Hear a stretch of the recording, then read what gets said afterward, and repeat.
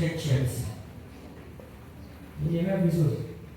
Ndio shiriani hapo mwambie karibu ibada leo. Wengine wanatuombea pia watosha.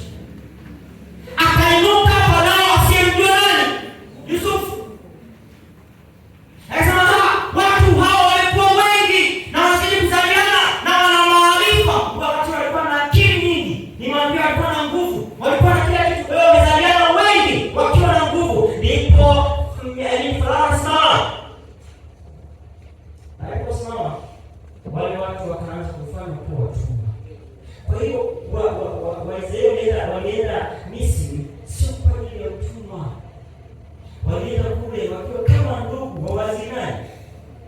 Biblia iko wazi, kitabu cha Kutoka inasema ndipo wakainuka Farao asiyemjua nani. Ndipo wakaanza kufanya utumwa. Miaka 430 ilipita. Ndipo wakafanya utumwa. Utumwa huu umeenda. Na baada ya hapo Musa akasimama. Akatuma na Mungu. Halo. Tunaelewana vizuri. Nikastori ndani ninajua katika Biblia. Mtoto wa Laka. Ndipo Mungu akatuma anambia Musa, simama, nenda kwa watu wangu. Bwana asifiwe. Watu wakawatoe.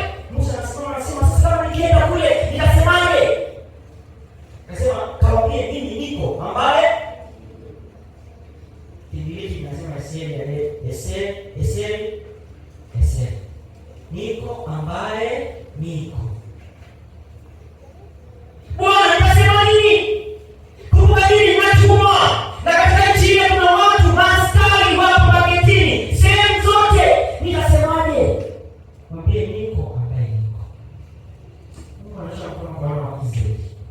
Na hapa ndipo somo letu linapoanzia. Tunaangalia historia yake kuanzia kwa Abrahamu mpaka tumefika kwa wana wa Israeli.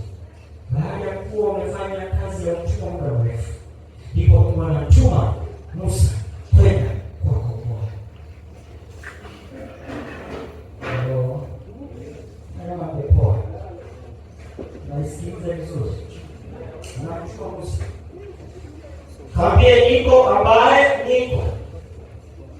Lakini baada ya kutoka huko, baada ya kuwa wametolewa katika nchi ya Misri na wakaletwa, kumbuka waliingiwa katika mazingira mazuri, waliopelekwa sehemu nzuri ya kwamba kisha kule tatembea mpaka nchi ya Kanaani.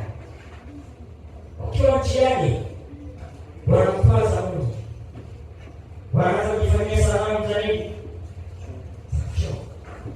Wanaanza kuabudu sanamu miungu ambayo wewe